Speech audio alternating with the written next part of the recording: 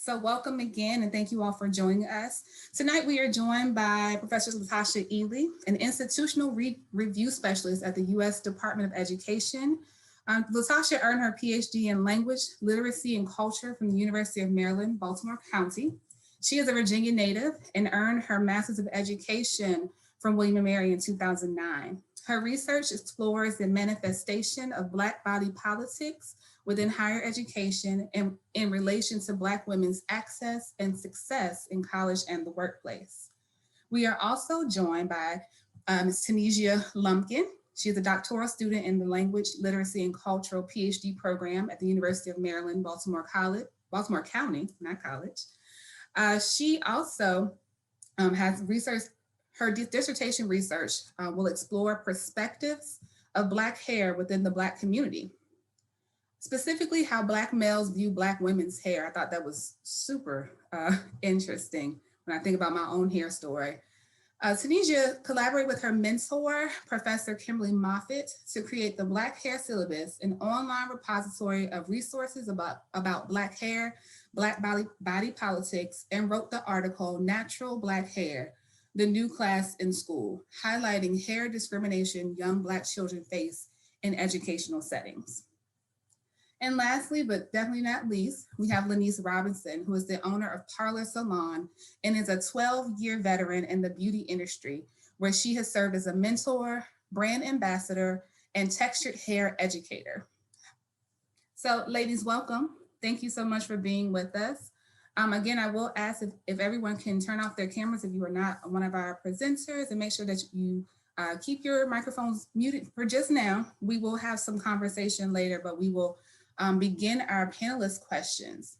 So I'm sure we all have our own hair stories, right?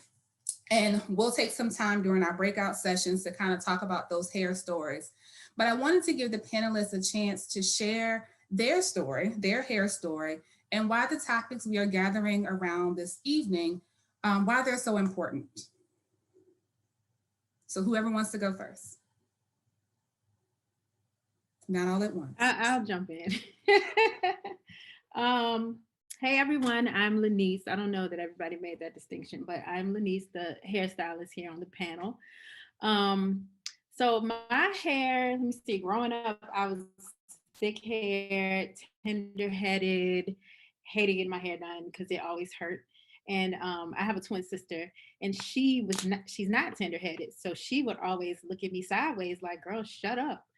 And so that was my hair story growing up. You know, we don't really get taught about texture hair in school, so I just did whatever I learned at home until I went to school. Still didn't learn what to do with texture hair, so I was still very not knowledgeable of my own texture. Finally graduated, became a stylist, and leading up to that, I actually wore relaxers. So I started getting relaxers at a very early age. As I'm sure a lot of us on this Zoom. And I'm a veteran. So when I was deployed overseas, I kind of jotted down my bucket list. And in my bucket list, I wanted to shave all my hair off. So I have natural hair now. That wasn't always the case. And it was actually accidental and not intentional that I had natural hair, but I shaved it off and just never went back. So I've loved the journey, its ups and downs. And along with learning my own hair, I've been able to learn different clients' hair and different textures. And it has just evolved into what I just enjoy the most, working with textured hair, working with natural hair. And I guess we're here to talk about that today. So that's my story. I can go next. It's nice to be back, so to speak, at William and Mary. And I'm excited to present on this panel. My name is Tasha. And I would say that, like many Black women, my hair story began as a young girl. And basically dependent upon my mom and what she decided she was going to do to my hair. So I have memories and I see pics of my hair in plaits and ponytails with the big bobble hair ties and the barrettes. And I literally feel like I can still smell the grease that was used to do those styles. And I remember my mom straightening my hair with the hot comb and having to hold my ear and all that. And I also remember eventually moving on to getting it done at the beauty salon. And so I actually didn't get my first relaxer until high school, which I think might be a little later than some. But when I started, I wanted it to be bone straight, like no crinkle, nothing. And my mom, who's a cosmetologist, she had transitioned herself from like short relaxed hair to a short fro. And she had encouraged me for many years to go natural, wear your hair how it grows out of your head. And I always said no, because I was so attached to this idea of what made me look good, including in part my hair being super straight, that I couldn't imagine it. And so it wasn't until like many years later in 2011 that the decision was basically made for me. I got my last relaxer done by someone who didn't know what they were doing, and it really damaged my hair. My hair was coming out. And when I finally saw my mom again, she was like, "You're gonna have to cut it all off and start fresh." So so she did the big chop, and it was literally like this small, tiny amount left. And honestly, I felt so like, it was exhilarating, and it was like one of the best things that could have happened to me. But I know that that's not the experience for everyone. And I was a little bit nervous about what my significant other was going to think at the time, what it would be like going back to work. Those were thoughts that crossed my mind. Thankfully, he was supportive, but it wasn't until I went to work that I started getting the negativity. So there were several Black male security guards that, you know, I came upon that had negative comments, like just asking like, why would you do that? Why would you cut off all your hair? As if I needed their approval. And then there were several middle to older age Black women who questioned me about, you know, did I think it was professional? And they couldn't do it. You know, they were too scared to do it, and they would just keep wearing their wigs. And no shade to wigs at all, but I remember thinking when I was talking to one woman that it was a particularly bad wig, and I just thought how beautiful she would look if she could overcome that fear of, you know, not being seen as professional and let her hair out. So basically what some would consider a simple hairstyle change was super impactful to me. And not too much later, I changed my dissertation topic to focus on these issues, and it led me on a great research journey, and here I am now. Hi everyone, I'm Tunisia Lumpkin, and just to share my hair story, I'm going to start when I became natural. And as Tasha stated, sometimes it's not a choice for everybody, and it was not a choice for me. And it was interesting enough, a year prior, I became natural in 2014.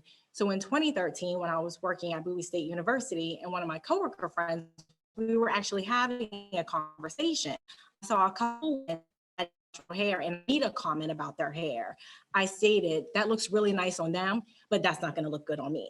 So then at the time I was wearing weaves. I would have my own hair blown out if needed, but I was wearing weaves regularly.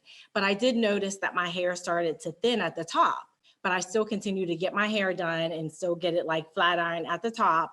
And then the thinning just started to get worse. So then in 2014, I went to the dermatologist, and the dermatologist stated that I had alopecia and that I needed to cut all of my hair off because it was like a wildfire and she was trying to keep it from spreading. And I was so devastated.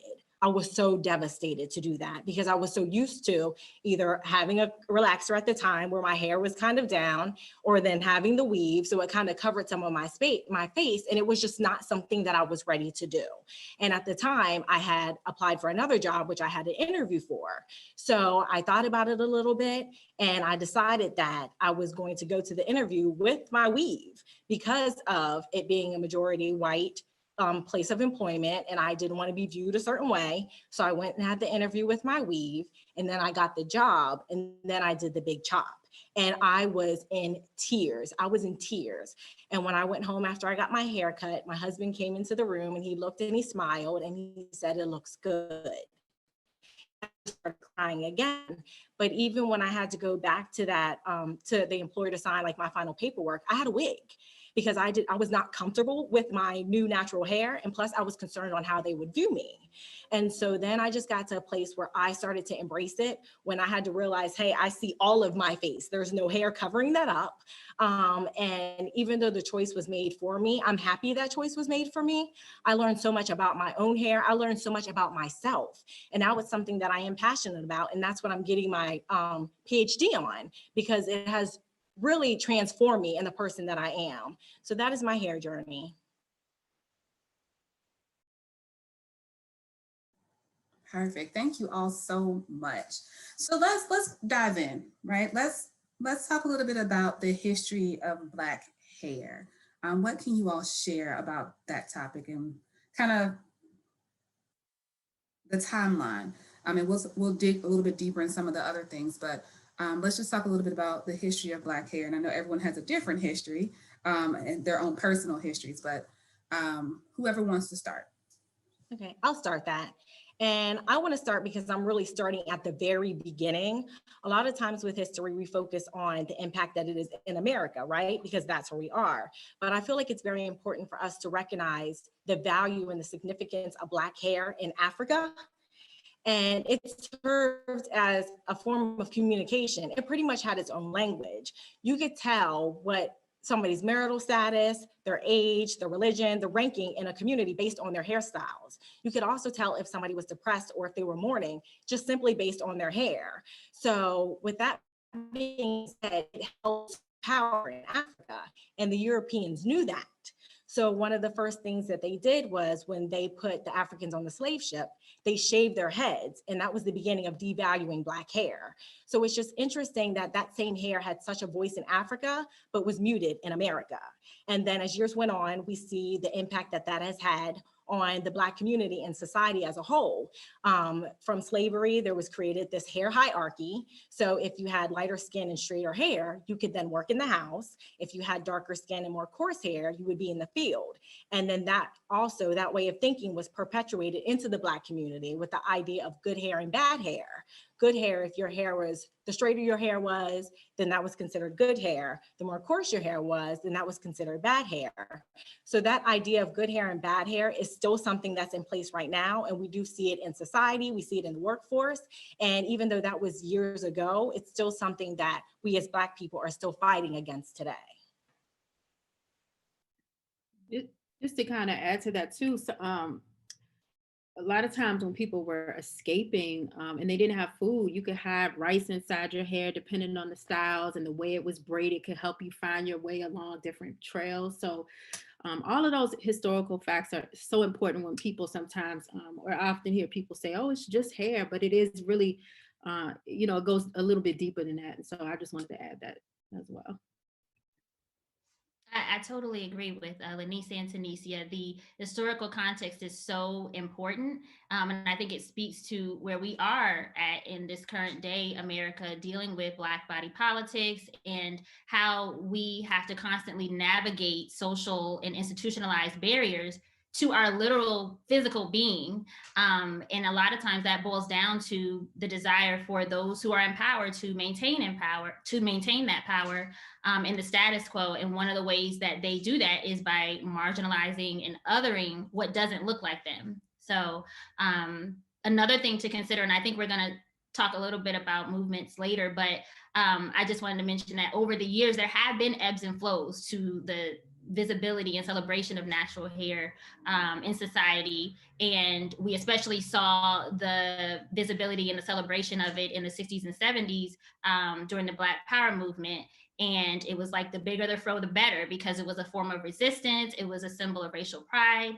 But at the same time, that wasn't the case for everyone, because as we know, Blacks are not, we're not a monolith, but also because many were making a decision between advancing professionally and in other aspects of society, and whether or not they would hold on to their identity or ascribe to Eurocentric beauty standards in order to advance. And so unfortunately, that's something that still happens today, in the sense that we see news stories all the time of Black men and women and children who are having to decide between access to education, access to employment, and other opportunities, or resisting efforts to mute and deny their very being. So I really appreciate how Tunisia explained the history going all the way back to Africa.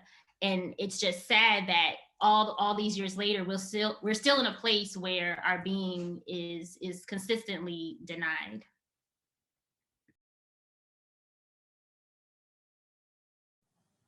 So Latasha, you alluded to social movements. So can we talk a little bit about how Black hair has changed in response to social movements? I think that Black hair, particularly natural Black hair, has, like I said, always had a societal presence for individuals or small pockets or groups of Black people, depending on what's going on around them. But especially, I think going into like the turn of the century, really in the 2000s and beyond, there's been less of an effort to shrink ourselves and more of an emphasis on being our authentic selves in every setting. And so as it pertains to our hair, you'll often hear that shift referred to as the natural hair movement. And so with that came the development of several online communities to support women who were transitioning or just trying to figure out what to do with their big chop or their tiny afro and things like that, figuring out what products to use. And with that, you saw a multitude of new product lines coming out, and we still see that to this day, targeting natural hair. And we also started seeing stores beginning to include the tiniest of sections for us, but a section nonetheless that wasn't there before. And I also think that we started to see a small increase in the presence of Black actors wearing natural hairstyles, even if it may have been particularly shows created by Black individuals or targeting Black audiences, but I think that was another shift we saw. So for me, it's actually the presence of and the response to Black hair that's changed a bit. And I think part of it has to do with this focus on like self-love and self-care and self-acceptance, and that not involving changing the essence of our being for anyone, especially in ways that can physically harm us.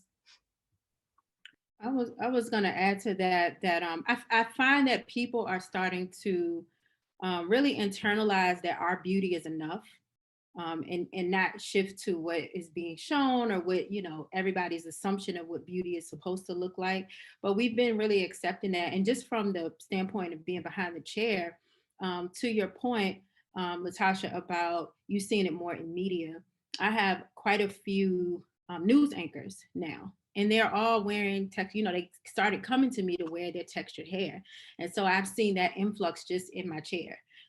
So I think that's it's just such a rewarding thing to see that you've been doing this work. For me personally, I've been doing this work where I've been working with guests behind my chair for years now, just to accept who you are and to see that actually happen. And I think this social movement that we have going on right now has really helped to just really give us that push that we needed to just say, you know what, I am who I am, and this is enough.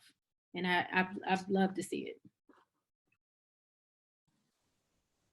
And I do feel like social movements do have a significant impact on Black people and Black hair. And I really think it's because of the large representation that takes place. Because if we look at history and we look at the Black Panther Party, a lot of them had natural hair, both men and women. And it was them rocking their afros and just loving themselves naturally. And then the idea of Black is beautiful came into place, and just embracing your natural self, which included your hair.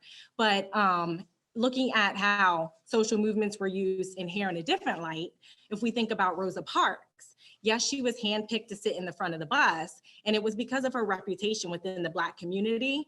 But some people also believe that she was selected because of her features, because she had lighter skin and straighter hair. So they were looking for a certain response from society. Because they felt that if they picked somebody with darker hair or maybe coarse hair, the response wouldn't have been the same. Because some view that, was just the narrative that's always been going on for a while, is that those with lighter skin and straighter hair, they don't seem as threatening. And they were looking for a certain response from white people. So then that could have been the reason why they selected Rosa Parks. So again, just the idea of hair and changing in regards to different social movements. So that's just looking at it from a different light. And here we are today with the Black Lives Matter movement. And I have noticed a couple articles where individuals said that Black Lives Matter movement has influenced their decision to go natural. And again, I think it's just this large representation of Black people and just embracing ourselves and naturally of who we are that it is impacting individuals on their hair choices today. Tanisha, I like how you talked about certain hair being less threatening, right? Maybe we can dive into that a little bit later. But I think that's definitely one of the things that that is important when we're thinking about the Crown Act, right? And we're thinking about discrimination and marginalization simply based on hair. So for those who may not be aware, the Crown Act stands for Creating a Respectful and Open World for Natural Hair.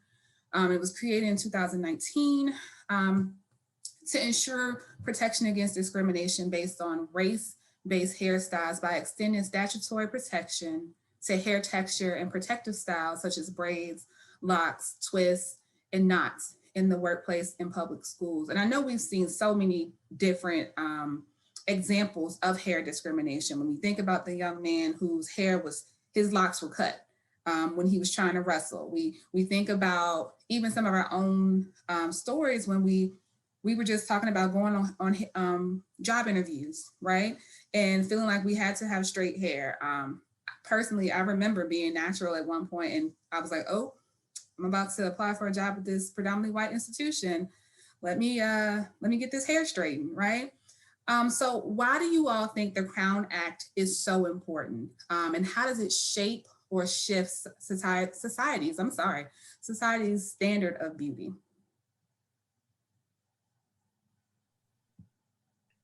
I think that, so in my experience, I think it has, let me just say this. I have worked on both the corporate side. Hair is my second career. So I came from the corporate world and I transitioned into hair full time.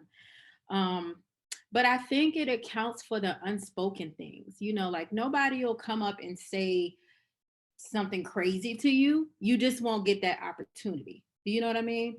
And so I think it accounts for those things and it forces people to be intentional about inclusion.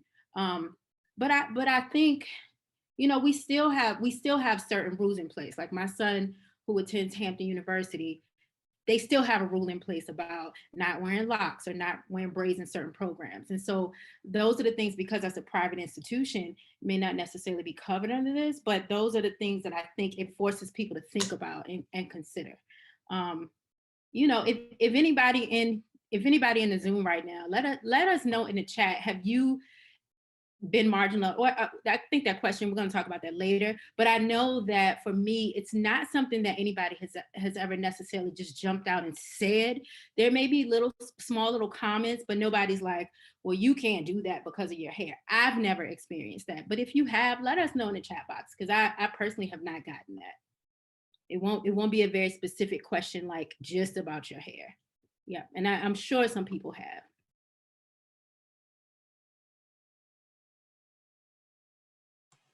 And I added to that, sometimes it's the look. Mm-hmm. So it's like, they're not necessarily focusing on what you're saying. They're kind of looking at your hair like, but continue. Yeah, that's all that I wanted to say, that it just those things that we don't often talk about. Some people say, oh, locks are unruly or unkept or whatever, or you come to work with your hair looking all crazy or whatever the term is or whatever the comments are. But there are often things that are not spoken. If you have your hair neatly in an updo, in a natural hair updo, you still may be looked at a little different, and you may not be able to present in front of a group of people, or you may not, like I said earlier, get that opportunity that somebody else may get. And I think it kind of holds people accountable to that. And folks are adding to the chat. This is a lot. I love it. I'll read through some of these in a second, but you all can actually look and read through some of these experiences of your hair looks weird, or having the safe wig, even family members making rude comments. Well, and I do want to address that, because again, from my perspective behind the chair, most of the clients who I see, those comments started at home. They started from mom and auntie and grandma, and they're not realizing what they're pouring into their children as they're saying these things. But most of the time it has come from home, which is, it's unfortunate. And I agree with you on that one, Lenise, because that was my experience as well when I transitioned to natural hair. And then even just affirming my hair and just saying that, my hair was acceptable. I never had that. I never received that growing up. So I totally understand where you're coming from with that. And in reference to my thoughts about the Crown Act and why I feel it's important, just knowing what Crown stands for in the Crown Act, creating a respectful and open world for natural hair. Just knowing that, for me, I interpret that as creating a safe space for individuals with natural hair so that they can thrive in the workplace or in education without feeling hopeless if they experience hair discrimination. And the reason why I say feeling hopeless if they experience versus just saying it eliminates it, because truth be told, it's not going to eliminate it. It's still going to happen. But the fact that the act is in place, it can actually help others feel like they have a support system, that there is a sense of protection for them in case they experience hair discrimination. And as some of you may know, that there have been several cases that have gone to trial where individuals experience hair discrimination. And the court sided with the organization, just stating based on what they have for their hair, that that's what we're going to decide. But I think there's a lack of knowledge on the intersection of race and hair. And to the point where some people believe that hair discrimination is equivalent to race discrimination. So just the understanding of that the two intersect. So now with the Crown Act being in place, hopefully those who experience that hair discrimination, they will see justice because of the Crown Act. And just to follow up on that, that's the piece of it that made me feel or really feel the significance of the act. Because if you look at the actual language in the act, a part of it specifically states that no person in the United States will be subjected to a practice prohibited based on their hair texture, their hairstyle, if that hair texture or hairstyle is commonly associated with a particular race or national origin. And then it goes on to list examples of different hairstyles and specifically mentions hair that is tightly coiled or curled. So to Tunisia's point, it's attempting to rectify the failures by the Supreme Court to step in on other cases that were brought to them about hair discrimination, because they were honing in on the fact that the way the word is defined in the Civil Rights Act is speaking only to those aspects of a person that can't be changed. But we know that the changing hairstyles that are most often, if not always, under fire are those typically associated or worn by Black people, and they're automatically deemed unprofessional or, as was mentioned earlier, threatening. And so the act not only clearly defines hair texture and gives those examples of styling in a way that expands the scope of the definition of race, but it also, as Tunisia was saying, provides that legal enforcement aspect of it. And so individuals have legal standing to take these cases to court, and not just state by state, nationwide. Because I think right now, there's only 7 states that have passed it. So, and it's been passed in the House. And so the hope is that it'll go forward so that it's not a choice for anyone in any state.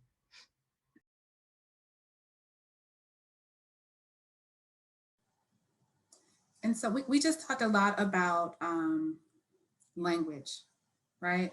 And I think a lot of it was, what are you doing with your hair? When are you going to fix your hair? And Lenise even alluded to a lot of times that language comes from family, from moms, from aunties, from fathers, whomever it may be. So can we talk more about how we change that narrative and the use of language as it concerns Black hair, textured hair, things like that? So when Lenise was talking, her comments about how it comes from the home, it immediately made me think of like a small research project that I did toward my dissertation work. And I focused specifically on the messages that were shared between mothers and daughters. And I interviewed the moms and the daughters separately. And we talked about the messaging that the mothers thought that they were relaying to their daughters, or that they were trying to relay, versus what the daughters received. And in several instances, you know, the mothers would say yes, like I reinforced, you know, positivity about my daughter's hair or her appearance or her skin color. And the daughters would often say, yes, my mom did tell me I was pretty and I was beautiful, but then she would also, you know, call my hair nappy, or, you know, tell me that I needed to get a relaxer, or you know, she herself wouldn't go out without getting a relaxer, or she would make comments about, I want you to find a lighter skinned Black man that has quote unquote good hair so your children can have the same, things like that. So the behavior and the messaging was conflicting. And I think it's not until we start having open, honest conversations like the ones that those interviews prompted, and like we're having right now, that can be, you know, corrected. So I am an educator for Mizani. And for those of you who don't know, Mizani is a professional brand for textured hair. And Mizani actually created a class since COVID started, since the social movements have been doing what they're doing in recent months. They've created a class called Language of Texture. And this class has been so monumental because there's so many terms that we don't realize can have such a negative connotation. And so the work that Mizani does is, first of all, one of our pillars is texture love. So everything we do is around the love of texture and uplifting it and speaking about it in a positive way. And so that's where Language of Texture was birthed. So it talks a lot about just the different terms that you use or people use in the salon, talking about unruly hair, or, you know, hair that's out of control, and how to reverse that and how to use better language. And so I like to continue that in the salon. The class is open to hairstylists. If you have a hairstylist, refer them to the Mizani page. If they've ever said anything that just didn't feel right or didn't sound right or just not aware, refer them to the Mizani page, because that can definitely help to shift the energy. I know for my salon, I just moved from a suite to a salon, but in my suite, I worked in an area where it was not as diverse as I'd like to see. And so oftentimes other stylists that do not have textured hair would come in and say, oh my God, it's just so thick. How do you deal with that? And so, you know, that's a learning opportunity, or a teachable moment. And so, you know, it's just, we deal with it the same way you deal with yours. And I've switched that language. So share that with your stylist. Hopefully all of us have one. But share that with your stylist, that there is a class called Language of Texture with Mizani, and it's an amazing class. Thank you for sharing that, Lenise, because I know I personally have had an experience like that where it did, you know, the comments that were made by the stylist, it really did shift the energy, because I felt insulted for real. And so she's not my stylist anymore, but it's definitely, I'll definitely be sharing that with other stylists that I know. And it makes me think about how for some, just the different terms, some that we've talked about a little bit already, but nappy hair or good versus bad hair, and how, you know, some Black people view the term nappy as they do other words that have a derogatory history for us, and they say, oh, they're taking it back and they're using it as a form of resistance, and others don't, you know, as it does feed for them into this good hair, bad hair narrative. And that makes me think of hair typing, which I'm sure Lenise can speak more to, but you know, hair typing was something that was developed by a well-known stylist to, I guess, identify these different types of curl patterns and textures, and to help, and this makes me think of like that whole online natural hair community that I was talking about earlier. I remember scrolling through different sites and the major emphasis that women were placing on these different hair types, like stressed out, trying to figure out which one theirs was, so that they could know like what products to use and things like that. But I've also seen where it's taken a darker and a negative turn, where it's kind of inciting division, because whoever has that looser curl pattern is promote it more in media, or it's also used for deceptive marketing, where different organizations are saying, oh yeah, this product will work on a tighter curl, when in actuality the model has a much looser curl pattern. And so I know for me personally, I stray away from those terms, and I don't even worry about a curl type. I just do what I know works best for my hair and keeps it healthy. I can definitely speak to hair typing. So I was one of those stylists who was like, I'm not typing hair. Like, it's a form of separation, and I don't want to create that. But as I started to educate myself more, I did learn not necessarily the Andre Walker system, which is like the 1A, 4C. As a hairstylist, that sounds like hair color. So one is confusing. When you are in cosmetology school, there's 4 curl types. It just goes from 1 to 4, and it goes from tight to loose. And Mizani has a very similar system. It's not necessarily to divide, but it does help you understand characteristics of different types of hair.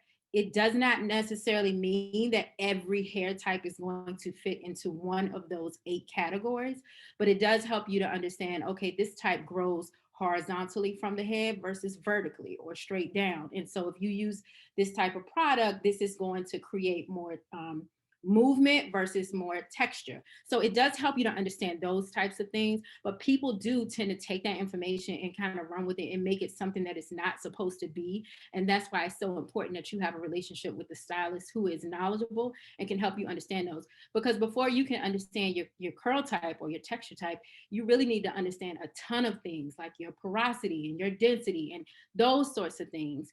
And it just becomes more, I don't know, for me, again, when people come into my salon, it is all about education. So all of those things that they come in from YouTube with, or from the internet, or from, girlfriend A and auntie B, I have to kind of talk them or manage the facts. And so the facts sometimes will include different texture types and understanding what those categories mean. It's so true, Lenise. And I just will briefly follow up by saying, I recently gave a talk, and I talked about how, and I was directing this comment to non-Black individuals when I was sharing some action items. And I was just saying how I think, especially now, considering the environment we're in, they'll see more and more individuals, if they have to come into the office, or if it's on Zoom, in online settings, wearing their hair natural for a variety of reasons, whether it's that they feel freer to experiment now, or it could be for financial reasons. So I do know that there's also women who are not able to, they don't have access necessarily to a stylist in that level of education. So I think that it's important for all of us to, where we can, educate ourselves and then spread that information to others, because everyone doesn't necessarily have access to that same type of information. Tasha, you alluded to the upkeep. I think that's something everybody can talk about in the breakout sessions too. But I wanted to highlight this one comment. There are a lot of comments in the chat right now, but Morgan says, it sounds like longer / less textured hair equals masculine dominance for some reason. In some ways, it seems like female ownership of hair in many cultures is threatening. It seems as if men in many cultures seek to control women through their hair. The longer, the straighter, the easier for their control. And it made me think about, Tunisia, your research about Black men and their response to Black women and their hair. And I don't know if you have anything you can expound upon on that one, but maybe that's one question. And then if anyone else has a question, we can probably answer one other question in the chat before we move to breakout sessions. Because we haven't talked about the kind of dynamic between men and women in hair. So right. And that's what my dissertation research would actually focus on.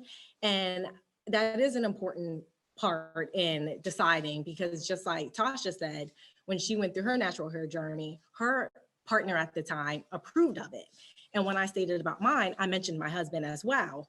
And just from prior research that was conducted using Black women as subjects, they stated that their Black male counterparts influence their hair decisions. So it is important to know what they're really thinking and how and what influences their perception of our hair, because it does influence Black women. And so that's why my research is a little more unique, because there really isn't much research out there directly asking Black men what's the reason that they view Black women's hair a certain way. So I'm gonna look to see, is it society? Is it things that they've learned within their families? Or could it be how they perceive themselves in their own hair? And then they just transfer that over to Black women. And I do feel like that's important, because you talked about it, Valerie, about the Black man, Black woman dynamics. And so hopefully my research will be able to gain a better understanding of their viewpoint, which in turn will help for us to support each other and then change the narrative in the use of language, as we stated, within the Black community, which in turn can be shared with the society as a whole. So I do think that's important to recognize the male perspective and how that influences Black women in their hair. Perfect. So I'm gonna delay our Q&A for this part, because we are well over for our breakout session. So as we are going into breakout sessions, I'm gonna do rooms that will have about 4 to 5 people. If you end up with more, that's perfectly okay. But I want you all to kind of talk through a couple questions. So the first, if you're comfortable, what is your hair story? And I'll add these into the chat for the various rooms. Second, have you ever felt marginalized because of your natural hair? And if you're willing to share your story around that as well. And then lastly, what words will we use to celebrate Black hair? Okay, so like I said, I'm gonna broadcast these to all the rooms, but we're gonna go ahead into breakout sessions, and we're gonna stay in those breakouts for about 20 to 30 minutes. So hopefully you all will have a chance to share and talk through some of these stories. Hopefully there aren't many traumas, but we know that's part of those stories sometime. But take some time to really talk about those. I will be sending you all to breakout rooms in just a moment. So you will automatically be sent to your breakout rooms. So again, I'll send the questions again, so that way you don't have to remember them. But we'll go into breakout rooms now, and I will bring you all back in about 20 to 30 minutes. I'll give you a quick heads up before you come back, so you'll know you wrap up your conversations. So thanks so much. Hope you enjoy your breakout rooms, and we will send you all to those now. Welcome back, everyone. Welcome back. I see smiling faces. That means y'all had a good time in those breakout sessions. I like it. So we're gonna, as everybody's coming back to the room, we're gonna just pause for a second, let everybody get back. And then we're gonna do just like a really quick debrief. So if there's anybody that wants to share briefly, we have to do this like we do the 2-minute rule at church. You get 2 minutes to reflect, but we will give people an opportunity to kind of share what they talked about in their breakout sessions. Oh, Deirdre, hey, sunshine. Sorry, I see familiar faces, I get excited. So it looks like just about everyone is back. And like I said, I see some happy faces. I see some pensive faces. I see some folks that seem like they had some good conversation in their breakout sessions. So if anybody wants to share quickly, maybe some of the nuances they learn from each other, or even some of the things, some of the elements of their stories that overlap with others. Hi, can we share? Start. Okay, my name is Kibra. Nice to meet everyone. I graduated from William & Mary in 2016. I grew up in Northern Virginia, but now I live in Mexico for my job. I had a really great conversation with our breakout session. I think one thing that we all go through is just, what do I do at work? And one woman in our call had said that she now, because of COVID, can wear her hair natural because she hasn't had time to go to the salon. Or me, I flirted with these feed-in braids that they worked out okay. But, you know, I have to go into the office in 2 weeks and I'm worried, what are people going to say? And there's always this pressure that we feel. Or if your hair is really stretched out one day and then the next day you go in and you washed it and someone's like, oh, your hair looked better yesterday. Or why does your hair look like that? Why is it so weird? Or when you feel the hand come and you're trying to duck, and just trying to find ways to respectfully educate people, but also still be our authentic selves. But it oftentimes just feels like this like consistent battle, no matter how old you are. And I'm hoping that as time goes on that we continue to take up space. And our hair has so much volume, it's awesome. Like I want to be able to take up space with my noggin and with my presence and be unapologetically, you know, having my natural hair. Perfect. Other things that you'd like to share? Go ahead, Morgan.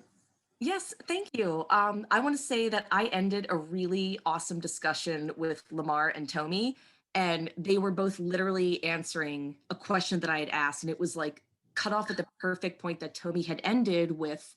We were talking about the difference between men's barbershop culture in the Black male community and female salon culture in the Black female community. And I am a white woman, so I have never had that experience. And they were just sharing such great stories. And I was like, wow, it sounds like, you know, what they have in common is a lot of connection.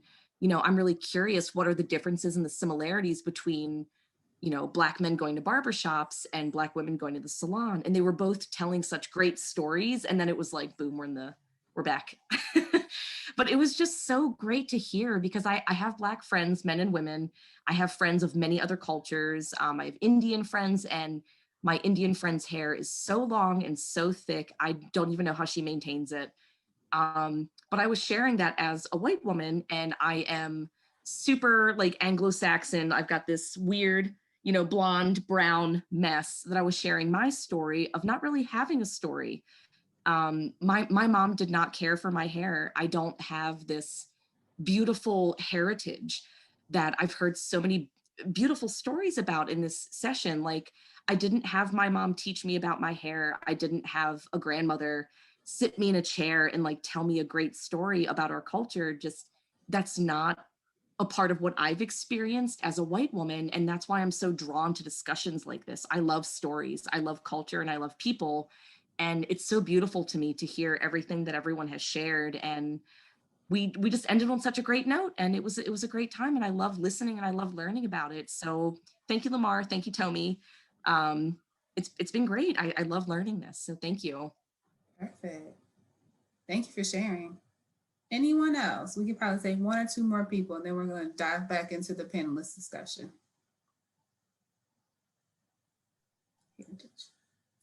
Okay. Oh, Sherry, did you have something to share? No, I was going to share, well, we talked about our hair journey, and I told them my hair journey started when my two sons questioned why I didn't wear my natural hair. And so when you think about the fact that, honestly, I feel the next generation is actually going to be more embracing of who they are and not allowing society to define who they are. The fact that at that time they were 7 and 10, and they said, Mommy, why do you feel that you have to straighten your hair? We love your curls. Why don't you wear your curls? And that's what started my natural hair journey. And so again, I'm hopeful that this next generation, because we're starting to portray such beautiful images and being more accepting and recognizing that we still have a lot of work to do, but that they will be more embracing of who they are and not allowing society to define them. That's, as someone said, that's deep and that's profound. So definitely. Okay, so we are going to transition back to our panelist discussion. So I will ask these lovely faces to go away if you're not my panelists. But thank you for sharing and thank you for joining. So we're just going to wrap up with about 3 more questions and let you all go on about your way. But I think we've had an amazing discussion this evening. Amazing. I'm just excited to have had you all join us. So to dive back into the Crown Act just a little bit before we wrap up, the existence of the Crown Act speaks to unconscious bias in our society. So what advice do you have for people in roles of power to help end hair discrimination?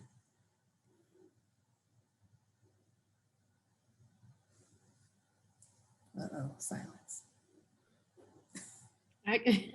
I'll jump in. I think that people just need to be intentional about being inclusive. There are a ton of resources out there now, especially given the current climate, for resources that will help brands and companies become more inclusive, in making sure that people of color, Black people in particular, have a seat at the table. And just in that, we're going to address those things that the Crown Act addresses. So I think just being intentional is what I would say. I think Lenise is correct about the intentionality. And I'm also thinking about how the act is so new. I think I mentioned before that it's only been passed in 7 states. And so, the majority of organizations, institutions have, HR trainings for onboarding that address various types of harassment and discrimination. But of course, this is not going to be in there yet. And so I think it's important for human resources offices and those in leadership to be proactive about familiarizing themselves with it in its application and legal ramifications and all of that, and starting to think about how they can incorporate that aspect of the training now instead of waiting till later. And I also think about power as privilege. And so those individuals, these types of things that we're talking about that will fall or rise to hair discrimination happen all the time. And I'm sure that non-Black people don't even notice it happening to someone sitting right next to them a lot of times. And so I think it's also important to, as you become more aware of these things, if you're educating yourself on it, and you have that privilege to know that you can say something about it without having any repercussions, doing that as well. The whole, if you see something, say something kind of thing, because oftentimes the victims don't have that agency to advocate for themselves. Just looking at it from a celebrity point of view, they have access to so many people. And within the past couple of years, celebrities have got involved with politics.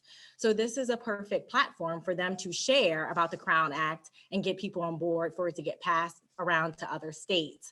I remember with the whole Breonna Taylor situation, and LeBron James made a post and he said the most disrespected person is a Black woman. So with him recognizing that and posting that on his social media, I feel like this is an important time for him to start highlighting the Crown Act and things of that nature to help minimize discrimination for people of color, specifically Black women, since it was something that he already brought to the forefront and is aware of. So now it'd be nice to see him take other roles to show that action on something that he feels strongly about. So I do feel like it's important too for celebrities because they have a platform, they have a huge following, and they have the ability to influence a large number of people at one time. Okay, so what advice would you share with individuals to change the societal climate we live in when it comes to hair? And I think someone said, when did it change from I'm Black and I'm proud to my hair is not socially acceptable? So what advice would you give individuals to maybe change that societal climate? Maybe that. This is what I typically tell my clients. The way that you respond to your own hair is generally how people are going to respond to you. And maybe that's why I have not had that many experiences where people have said crazy things to me or tried to touch my hair. If you are confident in what you present or how you present, then people will respond to you in that light. If you walk around and you're not really comfortable with your hair, and that may very well be because everybody's journey is different, but if you walk around that way, it kind of opens the door for people to say certain things to you. May not always necessarily be true, but that's what I have found to be true with my clients behind the chair. So keep being true to who you are. Know that your version of beauty is enough. It really is enough, and just be confident in whatever you choose to wear. Look, I didn't know how my hair was going to look today. I was on a plane all day yesterday. I didn't wear a bonnet last night. I woke up this morning, untwisted it. I really didn't care how it looked. It's natural. It's not going to be perfect. And I'm okay with that. So because I'm okay with whatever comes out, if it looks a little, mashed in on one side, guess what? I'm just pin it back. And because I'm okay with that, everybody else is okay with it. So that's my advice. But I do feel like that changes based on certain professions as well. Because if you are in the hair industry, because it is a form of art, so people may embrace that different look than if you work in corporate America and you're with majority white people. So I do think your setting can change that. So my advice would be to speak up, use your voice, and know that your voice does matter. And if you have an opportunity to share your hair story, your experience, but if you hear somebody sharing a narrative that isn't actually correct, then you have the option to correct them. So use your voice, and don't think that because you're sharing your story or you're using your voice on a small scale that it doesn't matter, because on small scales, it's still a form of change. So I feel like it's important to use your voice. I do want to say real quick, my experience in corporate America has been most of my life. I was in corporate America for longer than I've been doing hair in predominantly white settings. And it's been the same. It's been that way throughout both careers. I have carried myself a certain way, and I'm comfortable with my own, you know what I mean? I'm comfortable with however I wear my hair for the day. And so I've never really gotten those comments. And again, I'm not saying my experience is what everybody else's experience is going to be, obviously, because I hear it all the time. But I know that for me, my journey has not really been full of people throwing negative comments my way. There were little things that I've had to hear, but not to the degree that I've heard from most women. And a lot of those women are generally uncomfortable when they come into the salon. I can pick up on that. So just wanted to say that. And I would just say, so for me, I work for a federal agency, and I don't receive any negative feedback per se, but if a person is going to be ignorant and bold and try to reach out and touch your hair, that's what they're going to do. And I don't think it necessarily has anything to do with how you carry yourself. Now, how you respond, that's the key, So I've definitely had individuals, regardless of me, like how I carry myself, because everybody knows, like, I don't, the work setting that I'll wear my hair however I want to wear it. And I come in, I think that's part of like what piques their curiosity. And instead of them being respectful enough to not feel like they have ownership over my body and they can satisfy their curiosity by reaching out and touching, they think that's what they can do, and I have to put them in their place. So I don't know. I just think everybody's experience is different, and it just depends. But I will say, for me, my advice would be to keep in mind what we were talking about earlier in terms of representation, and just continuing to be our unadulterated, unapologetic selves in every setting, and particularly those settings that we know younger generations, that people are looking up to us. So I know for me, when I teach, like I said, whether I'm going to the classroom or to the office, I have my hair in all different kinds of styles. And so I do that, one, because that's what I want to do, but I also teach at a predominantly white institution. And so I know that the young Black women that are in my class, they don't see themselves a lot or at all in the professors that they have. And so the number of times that I've had, them come up to me to talk about the class, but then some way, somehow it always shifts to hair, because they don't, especially if they're out of state or not from the area, they don't have anyone on campus for real that can be a resource to them in that way. So that's one of my one of the most satisfying aspects of my role, on that campus is being able to be that person for them. And I think that, not saying that we couldn't have those conversations if my hair was relaxed, but I think that they are more prone to come up to me and talk to me about stuff when they see my hair in all these different natural styles, and they see me doing it as a professional, in the role that they look up to. So I would just say, just keep doing that. And for non-Black people, as I mentioned before, and we've heard some of the participants share that they are experimenting more and wearing their hair more natural. So you definitely will see these things. I just urge you to, for your positive societal contribution, to, admire from afar, keep your hands to yourself, and, just refrain from any unnecessary insensitive questions or comments like, is that your hair? Or how often do you wash your hair? Or is it soft? Or it's so soft after you have already reached out and touched it. Just don't do those things. And, as simple as it sounds, it continues to be an issue, which is why, conversations like these are so important. And I think one other thing that has been happening in the chat as well is authentic relationships. So if you have those questions, if you're curious about certain things, if you already have authentic and close relationships with individuals where you feel comfortable asking those questions, that's a forum to do so. So one last question.